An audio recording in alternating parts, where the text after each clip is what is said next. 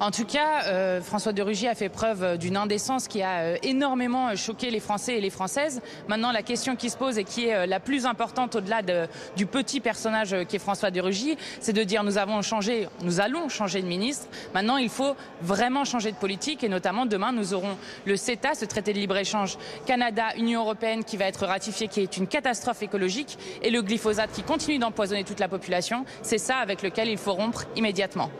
Et justement, on évoquait tout à l'heure les noms de remplaçants éventuels pour François de Rugy. On sait que l'écologie est un thème fort dans votre parti. Qui voyez-vous pour lui succéder ? Comme je le disais, ce n'est pas une question de personne. Et puis, nous ne sommes pas naïfs. Nous voyons bien que probablement on va remettre encore de nouveaux lobbies au pouvoir, comme le sont Madame Wargon et Madame Poisson, qui viennent toutes les deux respectivement de Veolia et de Danone. Et donc, ce qu'il faut, c'est changer radicalement ces règles-là. Et d'ailleurs, je dirais même que de Rugy a démissionné. Cela peut être une bonne nouvelle pour l'écologie s'il y avait enfin une rupture dans cette 5e République qui ne sert que les intérêts privés. Mais on pourrait aussi se demander pourquoi M. Castaner, alors que Steve a disparu depuis plus de 25 jours, reste et qu'il a éborgné plusieurs dizaines de personnes. Pourquoi est-ce que Mme Buzyn reste alors que 181 services d'urgence sont en grève ? On va peut-être rester sur le sujet tout de même qui nous intéresse aujourd'hui, même si ça peut être lié pour vous, on va quand même rester sur ce sujet-là. Pour vous, est-ce que François de Rugy n'aurait tout de même pas dû attendre les conclusions des enquêtes lancées par l'Assemblée, par Matignon, pour prendre sa décision ? Est-ce que cet agenda n'est pas surprenant ?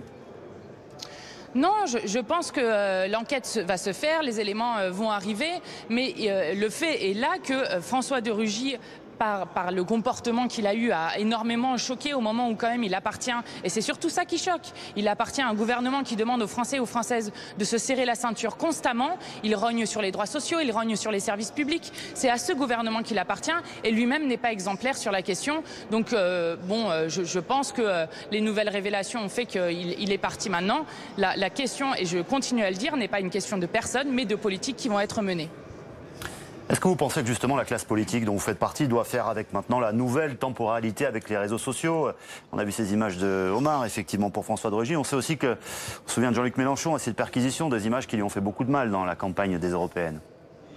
Ah, les perquisitions qui reviennent, oui, bien sûr, évidemment, nous devons faire avec les réseaux sociaux. Et ce n'est pas seulement un désavantage, les réseaux sociaux. Vous savez, c'est aussi une manière pour plein de gens de pouvoir s'informer, de contrôler justement ce qui est fait et de faire que la politique n'est plus réservée à une certaine partie de la population, mais que tout le monde peut faire de la politique, s'approprier comment est-ce que nous vivons ensemble, quel choix de société nous faisons. Et donc, sur ces points-là, ce sont des choses qui nous ont permis de diffuser des idées à très grandes échelles, notamment pendant la campagne présidentielle où Jean-Luc Mélenchon avait recueilli près de 20% des voix. Donc oui, il faut faire avec, oui, il faut être exemplaire, oui, il y a une défiance extrêmement forte envers les politiques qui a bien été souvent nourrie par les trahisons de promesses qui ont été faites. Donc maintenant, nous le disons et nous le redisons, il faut une constituante pour que le peuple réfléchisse et réécrive les règles avec lesquelles nous voulons vivre ensemble.